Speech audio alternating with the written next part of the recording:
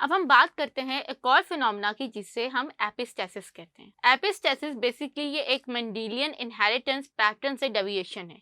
इसके अंदर क्या होता है कि हम लोगों ने मेंडल्स में पढ़ा था कि एक जीन एक कैरेक्टर कंट्रोल कर रहा होता है, लेकिन इसमें ये होता है कि एक जीन दूसरे जीन्स के कैरेक्टर्स को कंट्रोल करता है। उस फिनोमेना को हम लोग एपिस्टेसिस कहते हैं। अब इसमें हमारे पास लेट्स सपोज करें मेरे पास एक क्रोमोसोम है और यहाँ पर जो है मेरे पास एक जीन्स है, और जबकि एक और क्रोमोसोम के ऊपर मेरे पास इस तरफ एक और जीन्स है। तो अब अगर ये जीन इस जीन की एक्सप्रेशन को स्टार्ट या कंट्रोल करे तो इस फिनोमेना को हम लोग एपिस्टेसिस कहेंगे। जैसे जो जीन्स आपके ये जीन ये कंट्रोल करिए, तो जो जीन कंट्रोल करती है उसको हम लोग कहते हैं इनहिबिटिंग जीन, और जिस जीन को कंट्रोल किया जा रहा होता है उसके एक्सप्रेशन को, इसको हम लोग हाइपोस्टैटिक जीन कहते हैं। इसके अंदर अगर मैं बात करूं एपिस्टेसिस और डोमिनेंस के फर्क की, तो डोमिनेंस के अंदर क्या होता है कि एक जीन इन्वॉल्व होती है, जबकि एपिस्टेसिस में दो जीन्स इन्वॉल्व होती हैं। और इसी तरह डोमिनेंस में जो होता है वो कम्प्लीटली हाइड हो जाता है। इस बिल्कुल इसी तरह एपिस्टेसिस में भी जो इफेक्ट होता है दूसरी जीन का, जो सप्रेस जीन होती है, वो कम्प्लीटली हाइड हो जाती है। अब हमारे पास जो है वो एक और फिनोमेना भी होता है जिसे हम लोग पॉलीजेनिक इनहेरिटेंस कहते हैं, जिसमें मल्टीपल जीन्स एक कैरेक्टर को जो है वो कंट्रोल कर रहे होते हैं। इसमें भी दो जीन्स इन्वॉल्व हैं, जबकि पॉलीजेनिक में भी मल्टीपल जीन्स इन्वॉल्व होती है। लेकिन इन दोनों का फर्क ये होता है कि जो पॉलीजेनिक कैरेक्टर्स होते हैं उनमें एक कॉन्टिन्यूसली वैरायटीज होती हैं, जबकि इसमें या तो होता है या नहीं होता।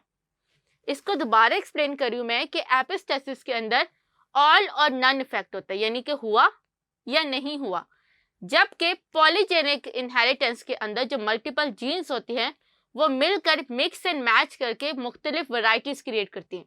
जैसे अगर आप स्किन कलर की बात करो तो स्किन कलर पॉलीजेनेटिक इनहेरिटेंस कैरेक्टर है, और उस स्किन कलर में आपके पास अगर आप अपने बहन भाइयों को देखो तो उनमें भी आपको मुख्तलिफ शेड्स नजर आएंगे स्किन कलर के।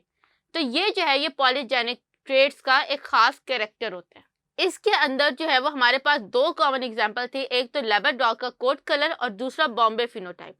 इसे बॉम्बे फिनोटाइप इसलिए कहा जाता है कि 1952 के अंदर डॉक्टर भिंडी ने बॉम्बे के अंदर ये एक रेयर जो था वो फिनोटाइप डिस्कवर किया था, जिसके अंदर जो पेशेंट था उसके ब्लड ट्रांसफ्यूजन के अंदर जो था वो आफ्टर द एक्सीडेंट एक खास डिफरेंट ऑगुलेशन जो था वो एग्लूटिनेशन, जो कि एक रिएक्शन में ब्लड गलत ब्लड के लगने से जो रिएक्शन होता है वो नजर आता है, वो इसमें नजर आया था। और जब इस स्टडी किया तो बॉम्बे फिनोटाइप दुनिया का रेयरेस्ट ब्लड ग्रुप है, और ये मोस्टली जो है ये मिडल ईस्ट और साउथ एशिया के अंदर बहुत ज़्यादा एग्जिस्ट करता है।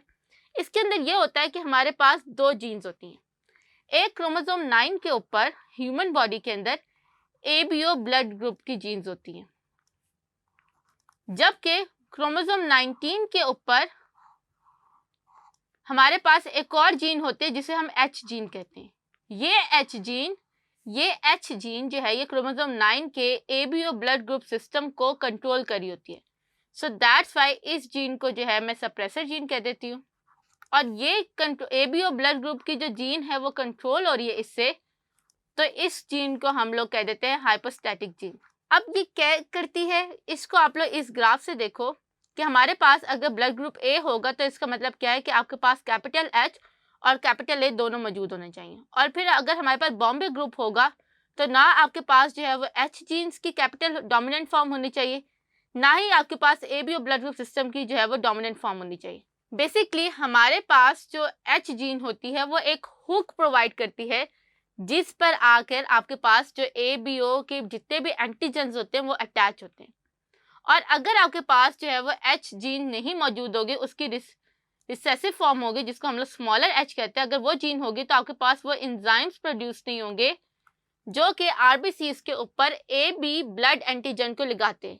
तो अगर आपके ब्लड ग्रुप जो है वो चाहे ए हो चाहे बी हो, लेकिन आपके पास वो एंटीजन या वो हुक ही नहीं है जिसके साथ जाकर उस ब्लड ग्रुप ने रेड ब्लड सेल के ऊपर अटैच होना है, तो फिर आपके पास जो है वो एच जीन्स जो है आपका जो ब्लड ग्रुप होगा वो फिजिकली ऐसे लगेगा कि जैसे ओ ब्लड ग्रुप है, यानी ऐसा ब्लड ग्रुप जिसके रेड ब्लड सेल्स पे कोई भी एंटीजन अटैच नहीं होते।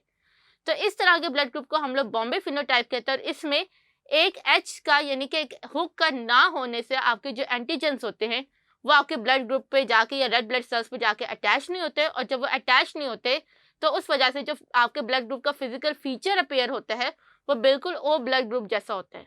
सो दैट्स वाई इसको हम लोग बॉम्बे फिनोटाइप कहते हैं। तो ये जो बॉम्बे फिनोटाइप थी ये क्लासिकल एग्जाम्पल थी आपके पास एपिस्टेसिस की, जिसमें एक जीन दूसरे जीन के इफेक्ट को कंट्रोल कर रहा होता है या हाइड और मास्क कर देता है।